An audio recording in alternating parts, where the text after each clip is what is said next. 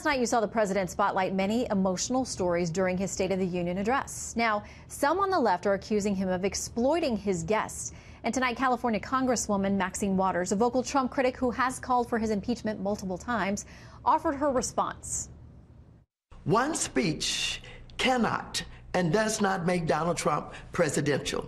He's not presidential, and he never will be presidential. He claims that he's bringing people together, but make no mistake, he is a dangerous, unprincipled, divisive, and shameful racist. Harmeet Dillon is vice chair of the California Republican Party and an RNC committee woman, among many other things. Great to have you with us tonight. Happy to be here, Shannon. Thank you. What do you make of that comment now? Because we've had 24 hours just about to digest the what we heard last night, and that was the impression left with Congresswoman Waters. Well, I think you have to put it in the context of who's speaking. Congresswoman Waters has been playing this sort of race card ever since the Rodney King riots. That's really where she made her claim to fame and, embraced the people who beat up Brendan Denny. And, so she's been using this racially divisive rhetoric her entire career. And it gets kind of tiresome. I mean, I'm just glad that she didn't burst out into impeach 45, because that's all we've been hearing from her for a good long time. So, we didn't hear the rest of her speech, so I don't know if she did or not. That's a snippet we had. We'll check on that. She might have, but I mean, shy about it.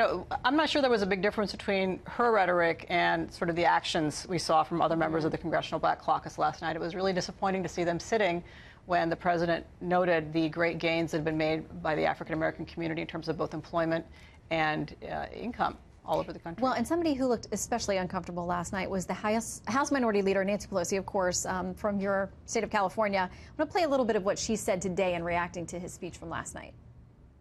It was a very transformative speech for some of us last night, because while our expectations for greatness and vision of the president are not high, he stooped to a new low in terms of how he dealt with issues. Now, the people who praised the speech said that it was uplifting, that it was celebrating America, that it was Reagan-esque in its tone, that it was positive.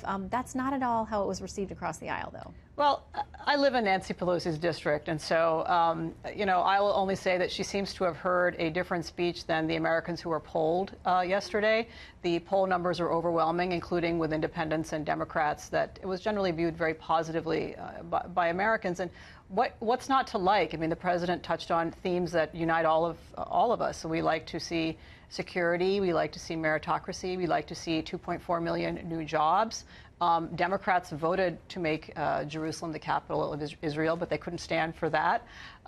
So infrastructure, investment. I mean, I think the president really did fake them out. They were hoping, and I think her speech was written, and the speech of these other Democrats afterwards was written for a different President Trump than the one who they saw last night. Well, and as you and I discussed in the commercial, there were commentators last night, and we noted this last night after the speech, who were disappointed.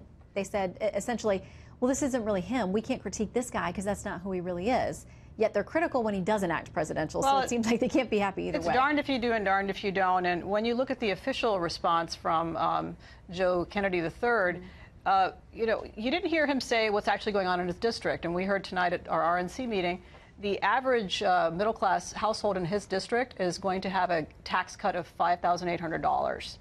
That's a pretty significant tax cut to Americans, but Nancy Pelosi has come out and said that 1,000 here, 1,000 there are crumbs. So a lot of our Democratic leaders, unfortunately, are really out of touch with what average Americans are facing. Well, they told us that this bill was going to be apocalyptic. She called it a Frankenstein and said that it was not going to be positive. So we'll see, as people now in the February pay periods get some difference potentially in their checks about how the American people react to it, too. We know that polling, especially on things like the generic congressional ballot, has really tightened up in the last month even, and a lot of folks think that's attributed to what the president's finally been able to get some legislative wins on the Hill after having really a tough time last year. Absolutely. It was definitely tighter 2 months ago even than it is today, and if Nancy Pelosi thought it was apocalyptic, it is apocalyptic for her chances of taking back Congress, so I cheer for that.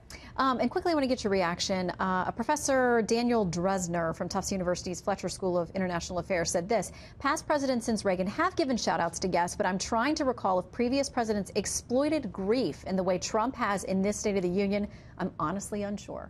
Well, that's kind of a catchphrase to use, but in fact, the use of examples and people in the audience as a bipartisan action. Many people find that type of thing.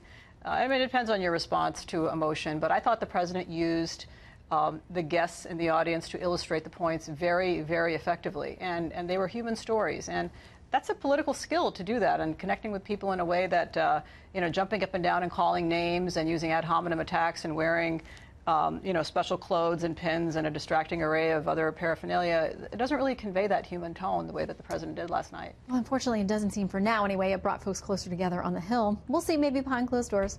Harmeet Dillon, great to have you with us. Pleasure to be here, Shannon. Thank you. Thank you. God bless you, and God bless America.